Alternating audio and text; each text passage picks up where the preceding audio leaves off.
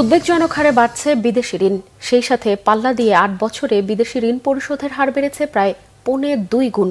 সবশেষ পরিসংখ্যান বলছে মাত্র ১১ মাসে এই ঋণ পরিশোধ বেড়েছে প্রায় ২৫%। ডলার সংকটের দুঃসময়ে অন্য মেগা প্রকল্পের ঋণের সুদ পরিশোধের চাপ বাড়লে অর্থনীতিতে নেতিবাচক প্রভাবের শঙ্কা বিশ্লেষকদের। পরিস্থিতি সামলাতে চীন, রাশিয়ার মতো দেশ থেকে স্বল্পমেয়াদী ঋণের ব্যাপারে সতর্ক করেছেন অর্থনীতিবিদরা। রিপোর্ট জিয়াউল হক সবুজের।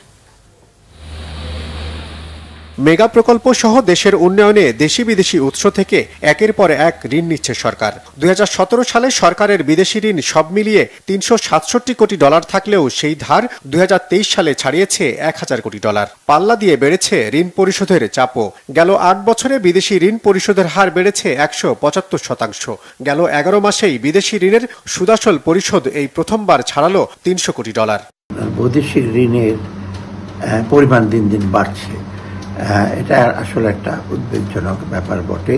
গত ১০ বছরে প্রায় ৭০% বেড়ে গেছে। বৈদেশিক ঋণটা কিন্তু বেশি অনেকগুলি স্বল্প মধ্যম মেয়াদী, এবং সেই স্বল্প মধ্যম মেয়াদী থাকলে কিন্তু একটা দেশের পক্ষে পরিশোধ করা ডিফিকাল্ট। প্রজেক্টটা আমরা হয়তো $1 বিলিয়ন করতে পারতাম, সেটা আমাদের 10, 15, 20, 50% আমাদের বেশি করতে হয়েছে, কারণ কালক্ষেপণ করলেই খরচ বাড়ে, ব্যয় বাড়ে।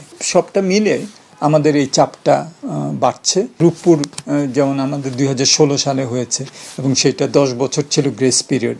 এটা এখন ম্যাচুরিটি পিরিয়ড শুরু হবে, তখন আমাদের সুদ এবং আসল দুটোই পে করতে হবে। এরকম আরও কয়েকটি আছে, যে কারণে এই আমাদের এই বছর গত বছরের তুলনায় আমাদের সুদও বেড়েছে এবং আসলও বেড়েছে। বিশ্লেষকরা বলছেন, বিদেশি ঋণ পরিশোধের কারণে রিজার্ভ এবং বাজেটে বাড়ছে বাড়তি চাপ। এই চাপ সামলাতে রপ্তানি ও রেমিটেন্স বাড়াতে নজর দেওয়ার পাশাপাশি দ্বিপাক্ষিক ঋণের ব্যাপারে সতর্কতার পরামর্শ তাদের।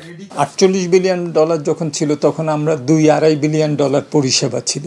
এখন $22 বিলিয়ন নেমে আসছে। আমাদের এখন পরিষেবা $3 বিলিয়ন ক্রস করে গেছে। সুতরাং সেটার শতাংশ হিসাবে ধরলেও তো চাপটা বোঝা যায়। সেদিক থেকে অবশ্যই আমরা এক্সপোর্ট কিভাবে বাড়াতে পারি, এই বিনিয়োগগুলো যাতে আমাদের ব্যক্তিখাতকে প্রণোদিত করে আমাদের রপ্তানিকে সাশ্রয়ীভাবে প্রতিযোগিতা সক্ষমভাবে করতে পারে, সেটা আমাদের দেখতে হবে। 26 সালে এটা বেড়ে দাঁড়াবে প্রায় $4.7 বিলিয়ন। এর মধ্যে যদি আবার ঋণ আসতে থাকে, সেটা ভবিষ্যতে আরো বাড়াবে। অথবা ইমিডিয়েটলি এই 2 বছরে কিন্তু আমাদের একটা বিরাট বোঝা। এই ব্যাপারে যথেষ্ট সাবধানী হতে হবে। দ্বিপাক্ষিক বায়োলেটারাল ঋণ আনা বা টাইড সারপ্লাস ক্রেডিট আনা মোটেও সঙ্গত নয়। সরকারি হিসাবেই আগামী 3 বছরে ঋণের সুদ পরিশোধের খরচ ছাড়াবে 10,000 কোটি টাকা। তাই সময় থাকতেই মুদ্রার বিনিময় হার ও সামষ্টিক অর্থনীতি বেগবান করতে অধিক মনোযোগ দেওয়ার পরামর্শ অর্থনীতিবিদদের। জিয়াউল হক সবুজ, বাংলা ভিশন, ঢাকা।